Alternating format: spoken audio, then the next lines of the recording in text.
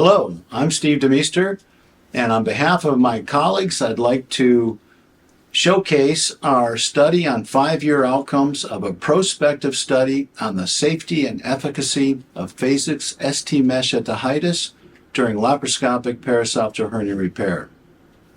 In 2016, we established a prospective database of patients undergoing primary laparoscopic paraesophageal hernia repair.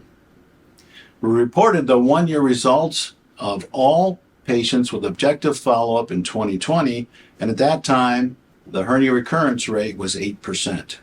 However, we know that long-term, by 5 years, the hernia recurrence rate exceeds 50% for laparoscopic paraesophageal hernia repairs.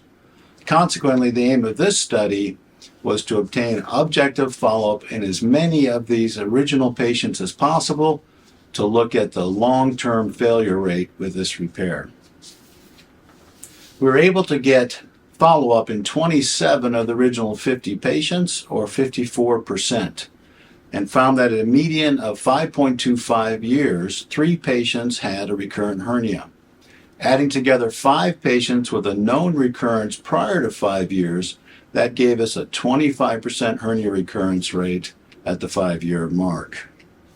Importantly, among 14 patients that had a callus gastroplasty, by 5 years, only 1 had a recurrent hernia, or 7%. This was significantly lower than the 54% hernia recurrence rate among patients without a callus gastroplasty, and strongly implicates the role of a shortened esophagus in the long-term failure of paraesophageal hernia repair. Most hernia recurrences are small, and only 2 patients required a reoperation. There are no complications related to the Phasix-ST mesh. Given these results, we encourage surgeons doing paraesophageal hernia repairs to pay close attention to esophageal length and use a callus gastroplasty when necessary to achieve adequate intra-abdominal length of the esophagus.